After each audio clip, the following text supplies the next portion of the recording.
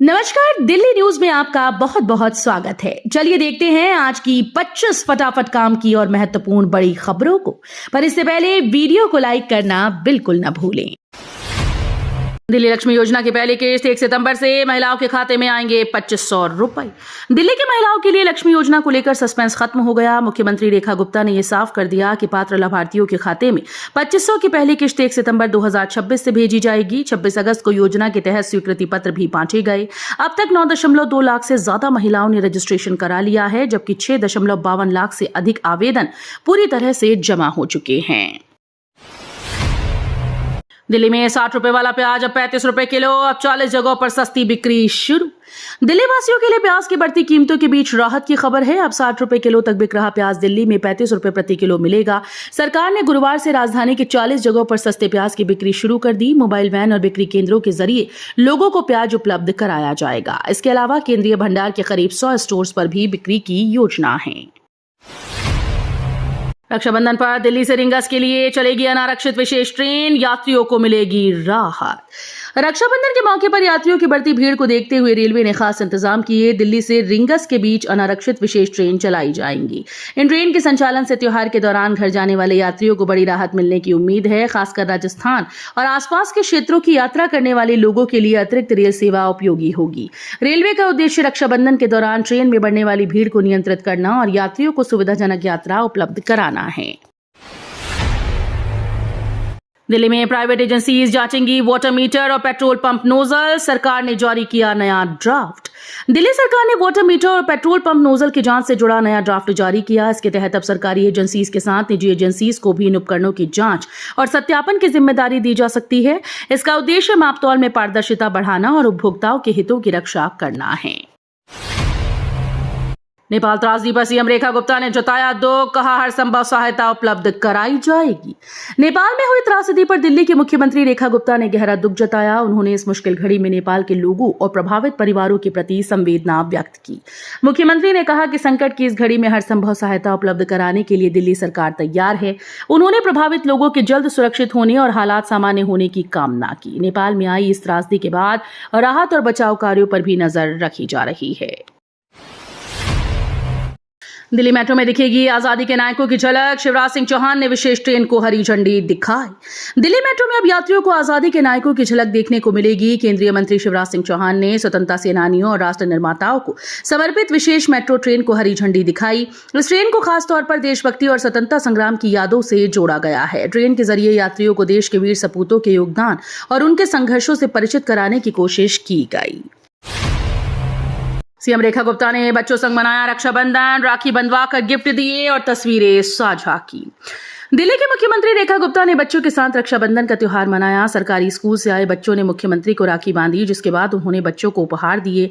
इस खास मौके की तस्वीरें सीएम ने सोशल मीडिया पर साझा की। उन्होंने कहा कि छोटे बच्चों के छोटे छोटे हाथों से बंधी राखियां सिर्फ धागे नहीं बल्कि बेहतर भविष्य और भरोसे का संदेश हैं। E20 से परेशान वाहन चालकों को राहत। प्रीमियम फ्यूल के तौर पर E10 की वापसी पर मंथन।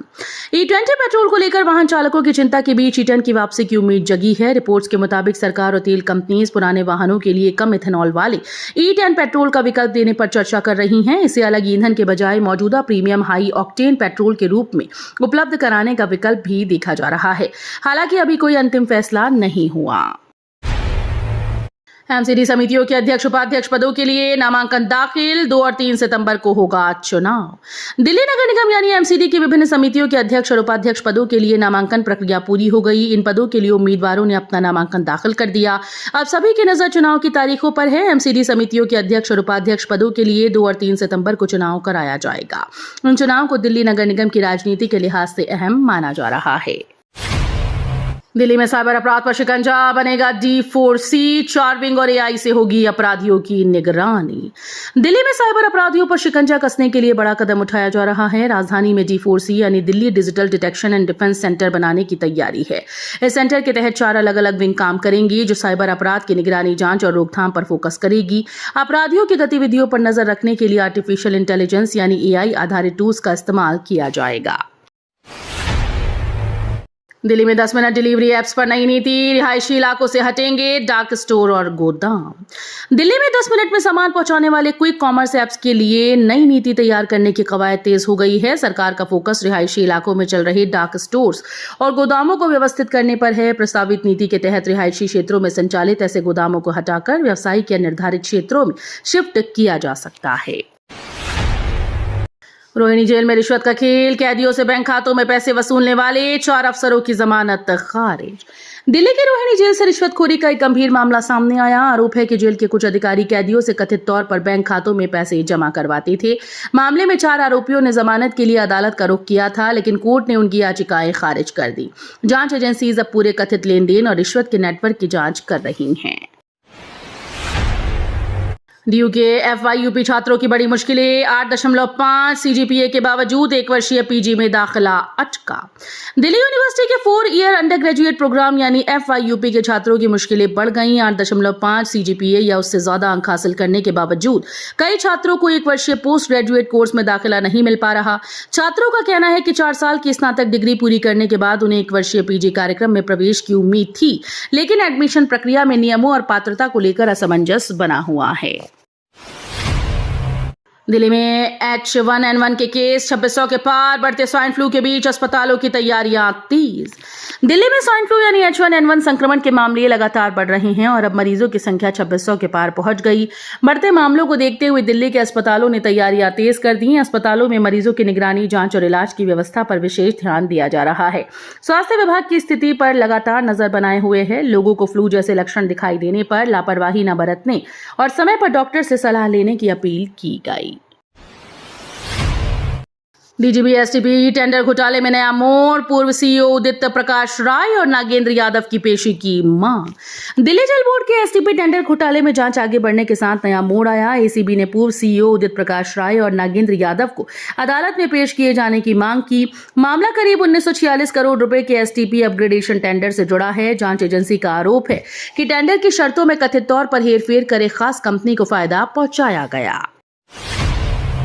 दिल्ली में राखियों की बहार, 4000 से ज्यादा डिजाइन मौजूद। सदर बाजार से चांदनी चौक तक रौनक। रक्षाबंधन से पहले दिल्ली के बाजार राखियों के रंग बिरंगे डिजाइन से सज गए। सदर बाजार से लेकर चांदनी चौक तक दुकानों पर 4000 से ज्यादा डिजाइन की राखियां उपलब्ध हैं। इस बार पारंपरिक राखियों के साथ बच्चों के लिए कार्टून, सुपर हीरो और आकर्षक थीम वाली राखियां भी पसंद की जा रही हैं। वहीं भाई बहनों के लिए खास कस्टमाइज्ड और प्रीमियम राखियां भी बाजार में मौजूद हैं।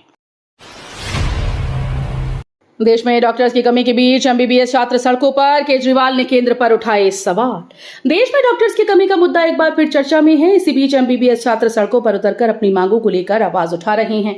आम आदमी पार्टी के राष्ट्रीय संयोजक और दिल्ली के पूर्व मुख्यमंत्री अरविंद केजरीवाल ने इस स्थिति को लेकर केंद्र सरकार की व्यवस्था पर सवाल खड़े किए हैं। उनका कहना है कि एक तरफ देश में डॉक्टर्स की जरूरत है, वहीं दूसरी ओर मेडिकल छात्र अपनी समस्याओं को लेकर प्रदर्शन करने को मजबूर हैं। जलभराव दोबारा हुआ तो जिम्मेदार अफसरों पर कार्रवाई, PWD मंत्री प्रवेश सिंह ने दिए सख्त निर्देश। दिल्ली में हालिया भारी बारिश के बाद जलभराव को लेकर PWD मंत्री प्रवेश साहिब सिंह ने अधिकारियों को सख्त चेतावनी दी। NDMC क्षेत्र में जलभराव की समीक्षा बैठक के दौरान उन्होंने साफ कहा कि लापरवाही बर्दाश्त नहीं की जाएगी। अगर दोबारा से जलभराव की समस्या सामने आती है तो जिम्मेदार अधिकारियों के खिलाफ कार्रवाई होगी। दिल्ली मेरठ एक्सप्रेसवे पर वेरिएबल स्पीड लिमिट का ट्रायल चला, अब नई तारीख का इंतजार। दिल्ली मेरठ एक्सप्रेसवे पर वेरिएबल स्पीड लिमिट लागू करने का ट्रायल फिलहाल टल गया। पहले इसे 15 अगस्त से शुरू करने की योजना थी। अब ट्रायल की नई तारीख तय नहीं हुई। CRRI इस पायलट अध्ययन के जरिए ये जांचेगा कि समय और ट्रैफिक के अनुसार गति सीमा बदलने से जाम और दुर्घटनाओं में कितनी कमी आती है। फरीदाबाद में पानी की किल्लत होगी खत्म, यमुना जल से रिचार्ज होगा भूजल, 3 लाख लोगों को राहत। फरीदाबाद में पानी की किल्लत से जूझ रहे लोगों के लिए राहत की खबर है। शहर में भूजल स्तर सुधारने के लिए यमुना के पानी का इस्तेमाल करने की योजना बनाई गई। इसके तहत यमुना के पानी से भूजल को रिचार्ज किया जाएगा, जिससे पानी की उपलब्धता बढ़ाने और गिरते जल स्तर को सुधारने में मदद मिलेगी। इस परियोजना से करीब 3 लाख लोगों को फायदा मिलने की उम्मीद है। दिल्ली मेट्रो की 10 लाइन्स पर 12,000 जवान तैनात, 70 लाख यात्रियों की सुरक्षा का जिम्मा।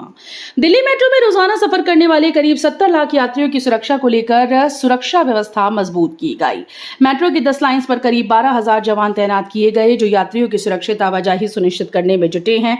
स्टेशन और मेट्रो परिसर में सुरक्षा जांच, निगरानी और भीड़ प्रबंधन पर विशेष ध्यान दिया जा रहा है। दिल्ली में ब्रिक्स समिट की तैयारी तेज, 11 से 13 सितंबर तक कई रूट रहेंगे डाइवर्ट। दिल्ली में ब्रिक्स समिट को लेकर तैयारियां तेज कर दी गई। समिट के दौरान सुरक्षा व्यवस्था को देखते हुए 11 से 13 सितंबर तक राजधानी के कई प्रमुख रास्तों पर ट्रैफिक डायवर्जन लागू किया जा सकता है। कुछ मार्गों पर वाहनों की आवाजाही प्रतिबंधित या नियंत्रित रहने की संभावना है। दिल्ली ट्रैफिक पुलिस की ओर से यात्रियों को वैकल्पिक मार्गों का इस्तेमाल करने और यात्रा हेतु अतिरिक्त समय लेकर निकलने की सलाह दी जाएगी। उमर खालिद शर्जील इमाम की जमानत का दिल्ली पुलिस ने किया विरोध। उमर खालिद और शर्जील इमाम की जमानत याचिकाओं का दिल्ली पुलिस ने हाई कोर्ट में विरोध किया है। पुलिस ने दलील दी है कि दोनों की नई जमानत याचिकाएं समय से पहले दाखिल की गईं और इन्हें खारिज किया जाना चाहिए। पुलिस के मुताबिक जनवरी 2026 में सुप्रीम कोर्ट ने दोनों को जमानत में राहत नहीं दी थी और दोबारा से याचिका दाखिल करने की गुंजाइश कुछ शर्तों से जोड़ी थी। त्योहारों से पहले दिल्ली में मिलावटखोरों पर शिकंजा, 508 किलो नकली पनीर नष्ट। त्योहारों से पहले दिल्ली में मिलावटखोरों के खिलाफ खाद्य सुरक्षा विभाग ने बड़ा अभियान शुरू कर दिया। ओखला सब्जी मंडी में जांच के दौरान करीब 508 किलो मिलावटी पनीर पकड़ा गया, जिसे बाजार में पहुंचने से पहले नष्ट कर दिया गया। विभाग ने पिछले 2 दिनों में दिल्ली के अलग अलग जिलों से खाद्य पदार्थों के 22 नमूने भी लिए, जिन्हें जांच के लिए प्रयोगशालाओं में भेजा गया। दिल्ली एनसीआर में 60 kmph की रफ्तार से हवाएं, भारी बारिश का अलर्ट जारी। दिल्ली एनसीआर में मौसम ने अचानक से करवट ले ली है। घने बादलों के कारण कई इलाकों में दिन में अंधेरा छा गया। इसके साथ तेज हवाओं ने लोगों की परेशानी बढ़ा दी। मौसम विभाग ने दिल्ली समेत कई राज्यों में बारिश और आंधी का दौर जारी रहने का अनुमान जताया। कुछ इलाकों में हवाओं की रफ्तार 55 से 60 किलोमीटर प्रति घंटे तक पहुंच सकती है। तो ये थी आज की बड़ी खबरें। रोजाना ऐसे ही सबसे पहले अपडेट पाने के लिए चैनल को सब्सक्राइब करना बिल्कुल न भूलें। धन्यवाद।